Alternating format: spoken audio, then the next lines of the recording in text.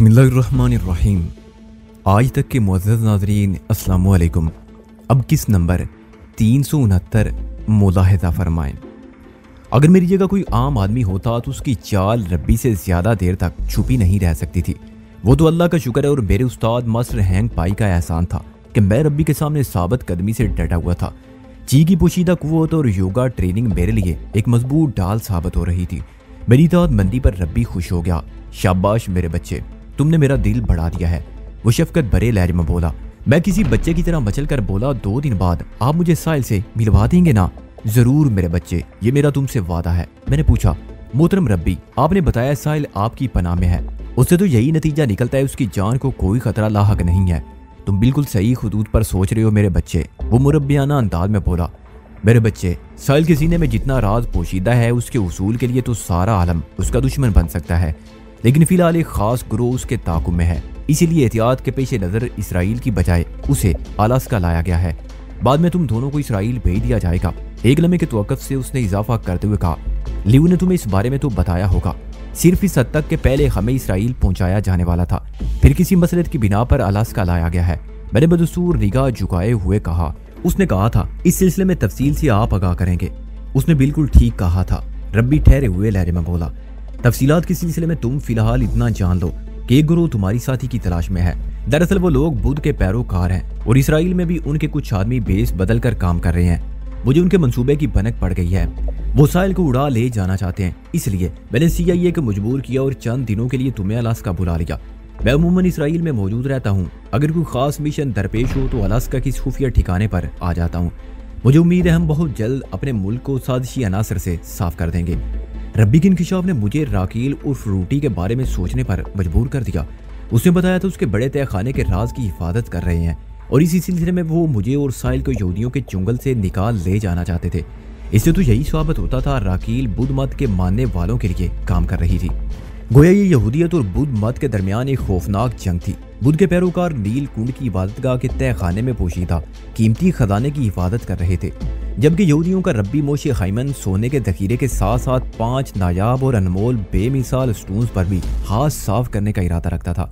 और ये बताया जा रहा था उन कीमती पत्थरों की एक रूहानी और मावराई हैसियत भी थी। यहूदी ज़हनियत खुलकर सामने आ गई थी। वो रूए ज़मीन पर हुक्मरानी का ख्वाब देख रहे थे, अक़वाम आलम को अपना मोहताज बल्कि गुलाम देखना चाहते थे। इन 5 पुरअसरार पत्थरों का उसूल भी इसी सिलसिले की एक अहम कड़ी था।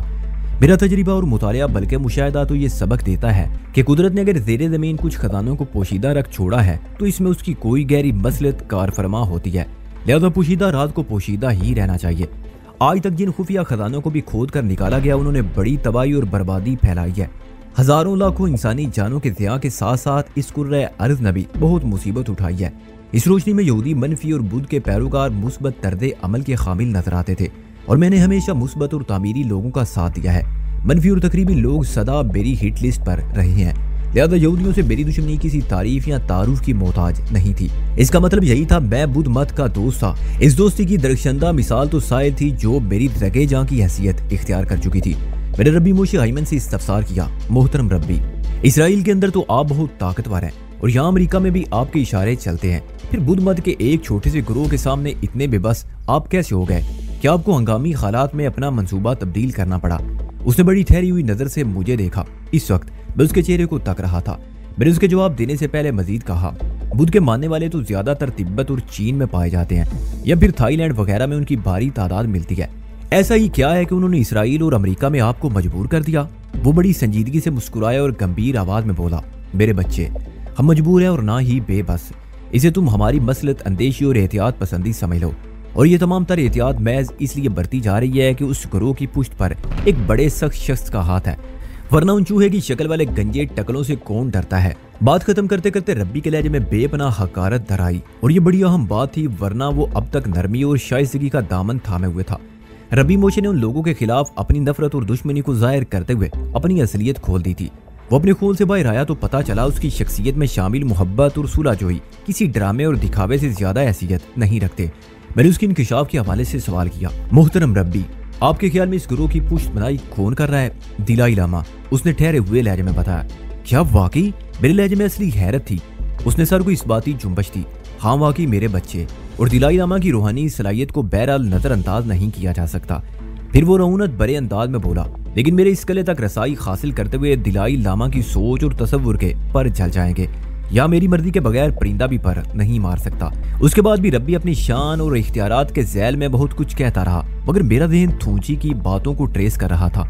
मुंदीलकुंड की इबादतगाह में थूंची ने मुझे बताया था, इस तहखाने वाले खुफिया खजाने की हिफाजत बाकायदा दलाई लामा की निगरानी में होती है, इसलिए आज तक इस खजाने को कोई हासिल नहीं कर सका।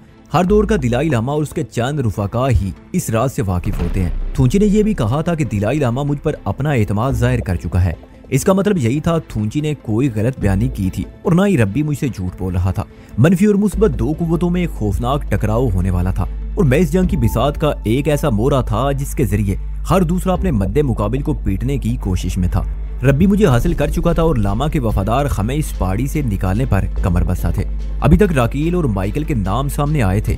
राकील ने मुझे बताया था उनके दो साथी और थे जो हमें अपने साथ माउंट मैकनिले से ले जाने वाले थे। माउंट मैकनिले से निकलने का मतलब ये था हम दिनाली पार्क से भी बाहर निकल जाते। अगर कोई अंडरग्राउंड रास्ता इख्तियार किया जाता तो, वरना हम पहाड़ से निकलकर पार्क में आ जाते। उसके बाद हालात हमें कहाँ ले जाते इस बारे में कबल इस वक्त कुछ नहीं कहा जा सकता था। तुम की सोच में घर को मेरे बच्चे बख्यालात के तेज धारे में किसी तिनके की मानद बह रहा था कि रब्बी मोशी हाइमन की आवाज मेरी समाज से टकराई।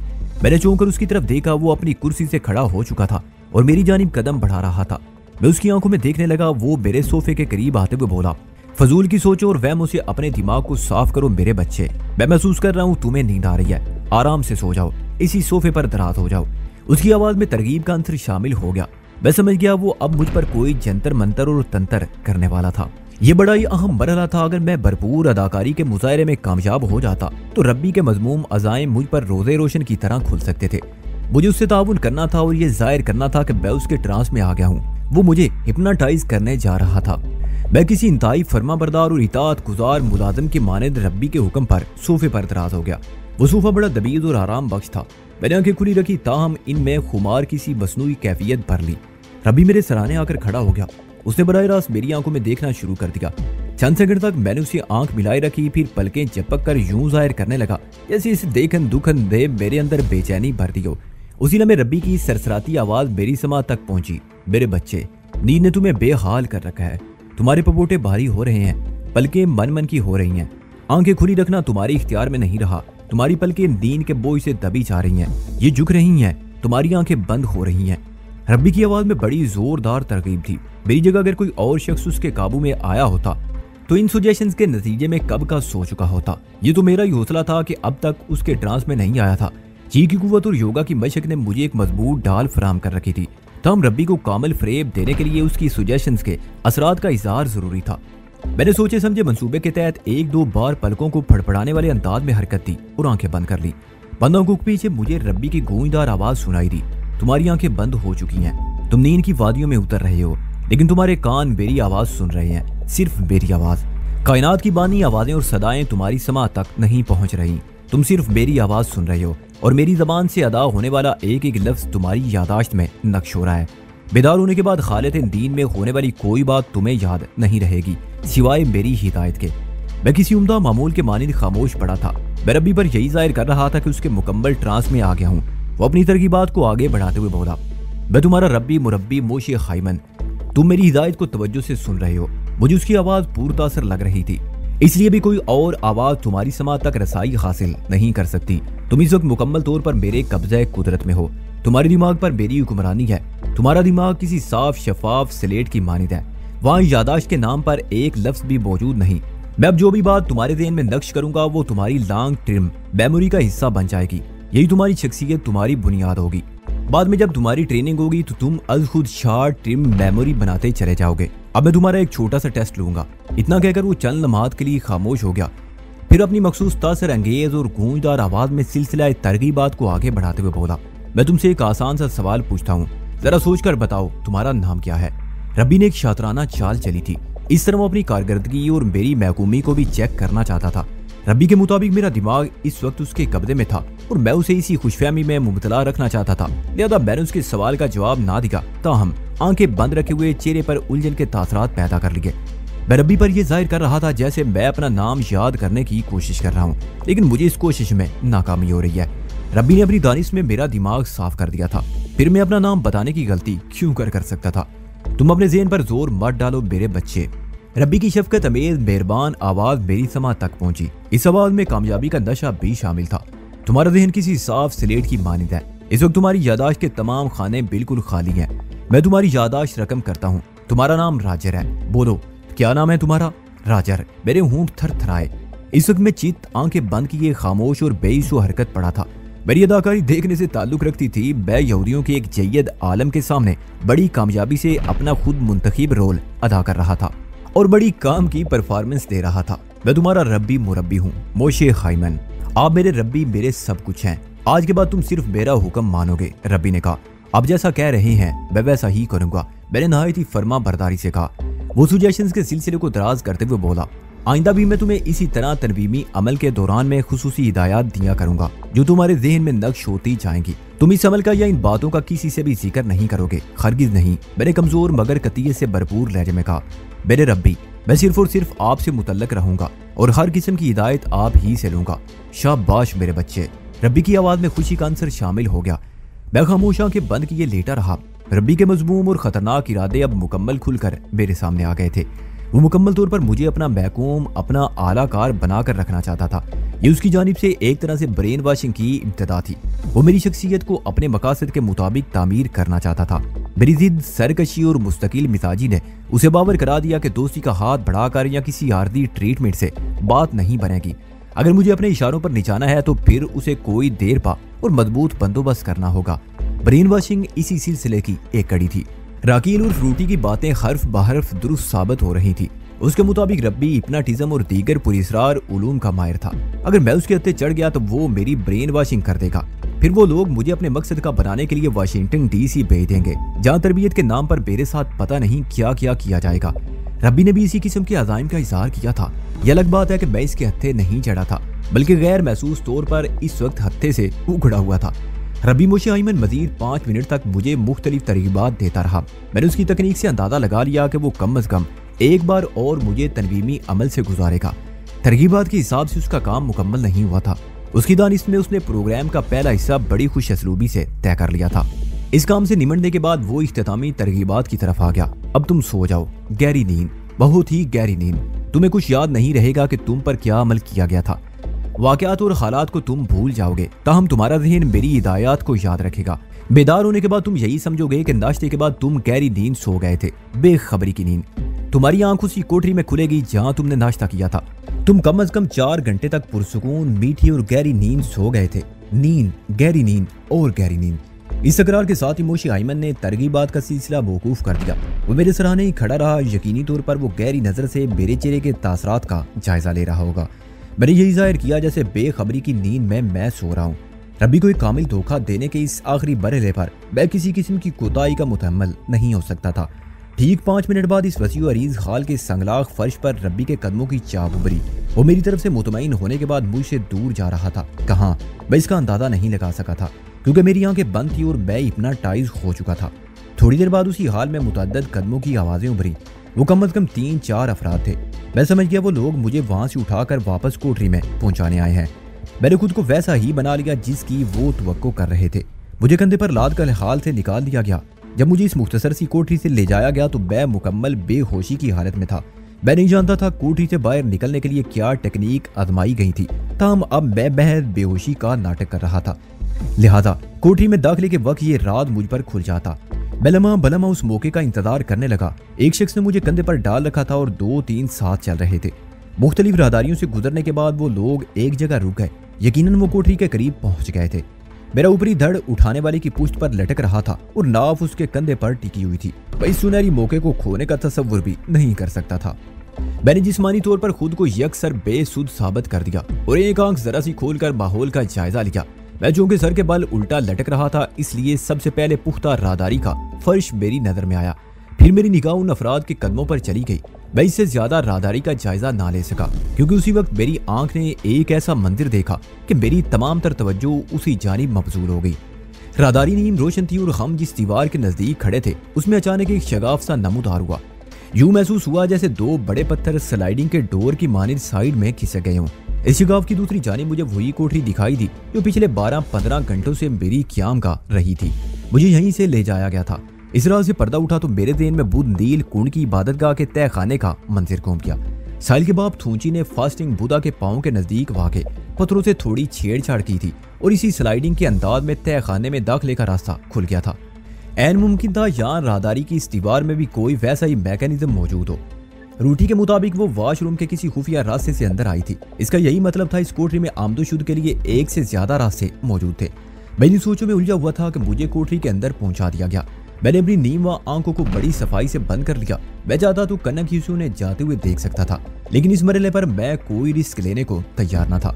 मैंने बड़े तहम्मुल और मेहनत से ये खेल बनाया था। एक जरा से शौके दीदार में मैं इस खेल को बिगाड़ने की हमाकत नहीं कर सकता था। उन्होंने मुझे मैट्रेस पर लिटा दिया और जिस खामोशी से वहां पहुंचे थे उसी खामोशी के साथ वापस लौट गए। अब मुझे कम से कम 4 घंटे तक तनवीमी नींद का नाटक करना था। रब्बी को यकीन दिलाना था कि उसका तजरिबा कामयाब रहा था। उसका यकीन मेरी कामयाबी की कुंजी था। रात का आखिरी पहर शुरू हो चुका था। रूटी इसबे वादा कोठरी में पहुंच गई।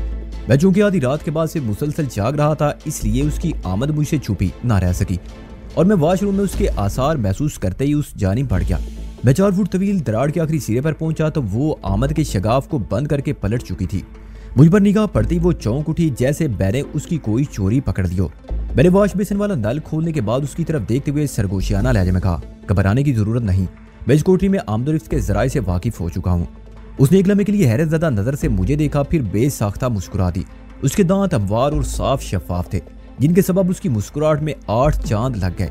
वो पहले से कहीं ज्यादा हसीन नजर आ रही थी, शायद इसलिए कि वो इस वक्त इंतहाई माकूल लिबास में थी। राकील और फ्रूटी ने जीन पर फुल गर्म खाई नेक पहन रखा था। पाँव में मखसूस किस्म के जोगर्स टाइप जूते थे। उसने अपनी जुल्फों को शानों पर आजाद छोड़ रखा था। लिबास से महरूम हुस्न सोच में हिजान तो पैदा करता है, ताहम रूह की सरशारी और देन की ताजगी का सामान नहीं करता। हर हुस्न का अपना एक लिबादा होता है और ये उसी में अच्छा लगता है। हदूदों के यूद की इस फिलासफी को समझने के लिए एहसास की नज़ाकत की जरूरत होती है। रूटी ने मेरा तनकीदी जायजा लिया और सवालिया अंदाज में बोली, चलें? बिल्कुल चलें, मैंने फैसला कुन लहजे में कहा। उसने अपनी रेस्ट वॉच पर निगाह डाली और बोली, इस वक्त रात के 3 बजे हैं। हमें ठीक 3:30 बजे एक मखसूस मुकाम पर पहुंचना है। आधे घंटे का मार्जिन है। मैंने कहा, इसका मतलब है वो मखसूस मुकाम यहाँ से खासे फासले पर है। मेरी आवाज में सरगोशी की सी लहर थी। वो रुकू के बल झुकते हुए धीमी आवाज में बोली, फासला ज्यादा नहीं है, लगभग 500 मीटर होगा। ताहम एहतियात के पेश नजर कुछ ज्यादा वक्त रखा गया है। माइकल ठीक 3:15 बजे उस मुकाम पर पहुंचेगा। माइकल के जिक्र पर मेरा ध्यान साहिल की तरफ चला गया। रूटी के मुताबिक माइकल ने साहिल को कोठरी से निकालकर किसी मुकाम पर पहुंचाना था और जहां से उनके दीगर 2 साथी हमें अपने साथ उस पहाड़ी खुफिया ठिकाने से कहीं दूर अपने लोगों में ले जाते। इसका मतलब यही था, साहिल को मुझसे पहले कोठरी से निकाल लिया गया था और ऐन मुमकिन था वो इस वक्त कोठरी से बाहर निकल चुकी हो। मैं रूटी से कोई सवाल किए बगैर उसकी कार्रवाई देखने लगा। वो कमोड के नजदीक रुकू के बल झुककर अकबी दीवार के साथ कोई छेड़छाड़ कर रही थी। अगले लम्हे इस छेड़छाड़ का नतीजा बरामद हो गया। कमोड के पीछे वाक़े दीवार में लगभग 1 फुट का शगाफ पैदा हो गया। वहां की पथरीली दीवार स्लाइड करते हुए एक जानिब हट गई। रूटी सीधी खड़ी हो गई और आवाज को दबाकर बोली, रास्ता खुल गया है, आ जाओ। मैंने उसके बयान करदा रास्ते में जाकर देखा। मुझे उस खूह में दूर तक तारीकी ही तारीकी नजर आई। मैंने उसकी आंखों में आंखें डालकर कहा, ये रास्ता तो बहुत तंगो तारीक है, इसकी तंगी और तारीकी में मजा है, तुम डरो नहीं। मैं कोठरी की दीवार में मौजूद ऐसे ही एक चोर रास्ते से वाकिफ हूँ। मैंने कहा, मेरे ख्याल में उधर ज्यादा आसानी रहेगी, वो रास्ता इसकी बनिस्बतन खासा कुशादा है। वो गहरी संजीदगी से बोली, मैं हर रास्ते के अवाक़िब जानिब से आगाह हूँ। खुला हुआ रास्ता आसान तो होता है, लेकिन उसके साथ ही इंतहाई गैर महफूज भी होता है। अचानक कोई हादसा पेश आ जाता है। वो एक लम्हे को मुतवक्किफ हुई, फिर बोली, मैं इस मामले में तुमसे ज्यादा तजर्बाकार हूँ। ये तंग रास्ता हमारी कामयाबी की जमानत साबित होगा। तुम मुझ पर और मेरे तजर्बे पर भरोसा रखो। वो बड़े इत्मीनान से सरगोशियाना अंदाज में बोली। मैंने अपनी जानी बड़े उसके हाथ में हाथ दिए। पहले रूटी उस तारीक खूह में पैरों के बल दाखिल हुई, फिर मुझे भी अंदर खींच लिया। उसके बाद उसने मखसूस टेक्निक इस्तेमाल करके वो शगाफ बंद कर दिया। हम दोनों इस तंगो तारीक खूह के अंदर बंद हो गए। इस रास्ते की चौड़ाई 1 फुट के करीब थी। लंबाई के बारे में कुछ नहीं कहा जा सकता था। रूटी ने कहा, हमें लगभग 25 फुट तक इसी तरह खिसक कर आगे बढ़ना होगा। तुम यहाँ पर अपने 4 फुट के तजर्बे को इस्तेमाल कर सकती हो।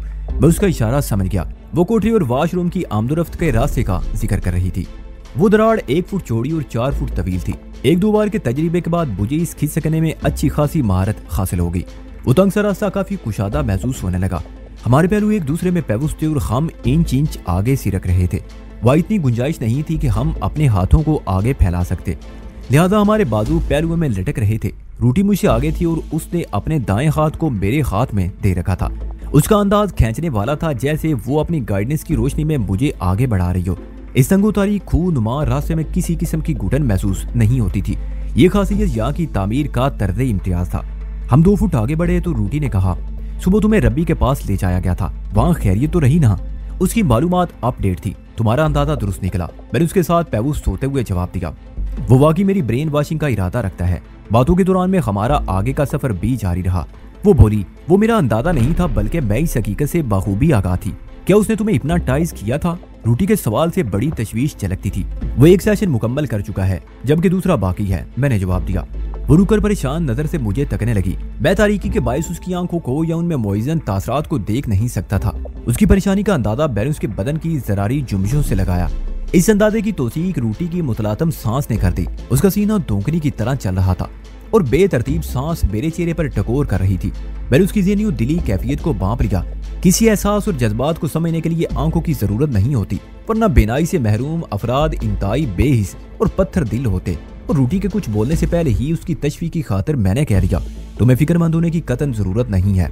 रब्बी ने हिप्नोटिज्म के पहले सेशन में जितनी बक की, उसका मुझ पर मुत्तलिक असर नहीं हुआ और दूसरे सेशन की इंशाल्लाह नौबत ही नहीं आएगी। तुम ये क्या कह रहे हो वैदान? वो बेयकीनी से बोली। उसकी आवाज में बड़ी मानी खेज सरसराहट थी। रब्बी का कोई अमल बेअसर कैसे हो सकता है? मैंने उसे पहले उसे टौका दिया और कहा, तुम आगे बढ़ो, मैं तुम्हें बताता हूँ। वो अंग्रेजी जुम्बे से थोड़ा सा खिसकी और बड़बड़ाने वाले अंदाज में बोली, तुम्हारी बातें मेरी समझ में नहीं आ रही वैदान। मैंने उसे आगे धकेलते हुए कहा, दरअसल बात यह है कि यहूदियों ने अपने रब्बी को कुछ ज्यादा ही बांस पर चढ़ा रखा है। नाकाबिले शिकस्त और कादरे मुत्तलिक सिर्फ खुदा की जात है। बाकी हर शेर के लिए खुदा ने सवा शेर बना रखा है। हर शेर को अपने से कम वजन पर जुल्म करते हुए ये याद रखना चाहिए कि कोई उससे भी ज्यादा ताकतवर और जालिम हो सकता है। मेरी ये मानी खेज बातें रूटी की समझ में ना आई तो मैंने आसान अल्फाज में वजाहत कर दी और आखिर में कहा, पहले सेशन में रब्बी ने मेरी शख्सियत तब्दील करने का अमल किया था। वो बड़ी तवज्जो से मेरी बात सुनने लगी। लेकिन देख लो, मैं वही वजदान हूँ जो कल इसी वक्त तुमसे एक तवील मुलाकात कर चुका है। हालांकि रब्बी अपनी दानिश में मुझे अपना बतीऊ फरमा बरदार राजर नामी एक शख्स बना चुका है। उस राजर में बाकी फीडिंग वो बाद में करेगा। वो एक मरतबा फिर रुक गई। उसके इस रुकने में हिजानी कैफियत पाई जाती थी। मुझे अपने चेहरे पर उसकी चढ़ी हुई सांस की तपश महसूस हुई। यकीनन वहीं खड़े खड़े उसने अपना चेहरा मेरी जानिब फेर लिया था। दूसरे इलम में जज्बात में डूबी हुई रूटी की आवाज मेरी समात तक पहुंची। उसके थरथराते हुए होंठ मेरे कान को छू रहे थे। फैतान, मैंने तुम्हारे बारे में जो कुछ सुना है, तुम उससे भी आगे की शय हो। उसके लहजे में मौजूद हैरत ने आवाज में खास किस्म का इरताज सा पैदा कर दिया था। मैंने उसके पहलू से चुपके नहाए ठहरे हुए लहजे में कहा, आगे की शय और ना ही पीछे की। तुम मुझे जमीन पर ही रहने दो तो अच्छा है। तुम खुद को छुपाने की कोशिश कर रहे हो। उसके लहजे की बेयकीनी बरकरार थी। मैंने संजीदगी से कहा, ऐसी वैसी कोई बात नहीं है। रब्बी जैसे माहिर अमलियात के असर से निकल आना कोई मामूली बात नहीं है। रब्बी एक धोखेबाज है। किसी धोखेबाज को बेवकूफ बनकर आसानी से धोखा दिया जा सकता है। मैंने कहा, बस उसके लिए थोड़ी ज़ानत की जरूरत होती है। तुम ख्वाह मुख्वाह बात को तूल दे रही हो। उसकी तसल्ली ना हुई और वो मुस्तरिब लहजे में बोली, तुमने जो कुछ किया है वो थोड़ी ज़ानत का खेल नहीं है वैदान। हाई स्वेर, तुम चक्कर देने की कोशिश कर रहे हो। ख्वाह मुख्वाह कस्में खाकर अपना दीन ईमान खराब ना करो। मैंने झुंझलाहट अमेज अंदाज में कहा, या इतनी गुंजाइश कहाँ है जो मैं तुम्हें कोई चक्कर दूंगा। तुम अल्फाज बदल कर मुझे ना बहला सकोगे, फिर तुम कैसे बहलोगी? अपने बारे में सच सच बता दो। मैंने अभी तक तुमसे कोई झूठ नहीं बोला। मैंने उकताए हुए अंदाज में कहा, तुम ख्वाह मुख्वाह की जीरा बहस में पढ़कर वक्त जाया कर रही हो। हमें जल्द से जल्द उस मुकाम पर पहुंचना है जहां माइकल साहिल को पहुंचाने वाला है। अच्छी बच्ची की तरह आगे बढ़ो। पता नहीं ये बेहुदा रास्ता और कितना बाकी है। हम इस तंगो तारीख रास्ते के सिरे पर खड़े हैं। रूटी ने इंकिशाफ अंगेज लहजे में बताया। बातों ही बातों में 25 फुट का फासला तय हो गया था। वो बड़ी संजीदगी से बोली, अगर तुम मुझे अपनी हकीकत नहीं बताओगे तो मैं तुम्हें इस संगलाख दीवार के पार नहीं पहुंचाऊंगी। और तुम जानती हो अकब में वॉशरूम वाला रास्ता भी बंद हो चुका है। फैसला कर लो, तुम्हें अपनी साथी साहिल तक पहुंचना है या इसी खूह में बाकी जिंदगी गुजारना है। क्या बाकी की जिंदगी में तुम भी मेरे साथ होगी? मैंने उसे छेड़ा। जाहिर है, मैं कहाँ जाऊंगी? हम दोनों इसी खूह में रहेंगे। फिर तो मैं तुम्हारी बात मानने को तैयार हूँ। मैंने जल्दी से कहा, इस रूटी के सारे मैं जिंदगी नहीं गुजार सकता। ना बाबा, मुझे निकालो यहाँ से। मैं जानता था रूटी अपनी धमकी पर किसी भी तौर अमल नहीं कर सकती थी। उसका तो मिशन था हमें यहाँ से निकालने का। वो अपने बड़ों के अहकाम के खिलाफ क्यों कर जा सकती थी? वो महज मुझसे छेड़छाड़ कर रही थी ताकि मैं अपना आप उसके सामने खोल कर रख दूं। जवाबन मैं भी उससे बड़ा ही संजीदा मजाक कर रहा था। ये ईंट का जवाब पत्थर से देने वाली सूरत हाल थी। वो मसरूर लहजे में बोली, क्या वाकई मुझे अपनी असलियत बता दोगे? तुम मेरी नीयत पर शक ना करो। मैंने कहा, फिर बताओ, जल्दी करो। वो मचल गई। मैंने बताया, मेरा नाम वहीदान है, मैं मार्शल आर्ट्स का माहिर हूँ, इसके अलावा कुछ और भी चमत्कार जानता हूँ। बस तुम मुझे अपनी उस सलाहियत के बारे में बताओ जिसकी मदद से रब्बी मोशे खाइमन को धोखा दिया है। उसकी इसरारी आवाज में कुईद का अंसर नुमाया था। इस पट बोलने वाली रूटी की जबान बंदी जरूरी हो गई। मैंने गहरी संजीदगी से कहा, मेरा नाम वहीदान ख्वा मुखा नहीं रखा गया। अब मैं तुम्हें क्या बताऊं, मेरी जबान उर्दू तुम्हारी समझ में थोड़ी आएगी। अब मैं मजबूरन वाकई उसे उल्लू बना रहा था। तुम बताओ, समझ में आए या ना आए। वो बहुत ही पुरजोश हो रही थी। मैंने कहा, मेरे नाम में नून एक ला की हैसियत रखता है, बाकी हरूफ को एक खास तरतीब से जोड़ो तो जादू बनता है। मैं जादू जानता हूँ, आई मीन मैजिक। उसके ऊपर की सांस ऊपर और नीचे की नीचे रह गई। वो ईजान खेज लहजे में बोली, ओ माय गॉड, तुम मैजिक जानते हो, यानी मैजिशियन जादूगर हो? हाँ, मैं जादूगर हूँ, मैंने ठोस लहजे में कहा। कोई जादू दिखाओ। वो फरमाइश कर बैठी। मैंने नहायती आइज़गी के साथ अपना चेहरा उसके चेहरे पर झुका दिया। उसकी फरमाइश पूरी हो गई। मेरे चलाए हुए जादू ने चंद लम्हात के लिए उसकी कुव्वत गोयाई छीन ली। तंगोतारी खूह में मौत का सन्नाटा फैल गया। इस सन्नाटे में दो दिल धड़क रहे थे।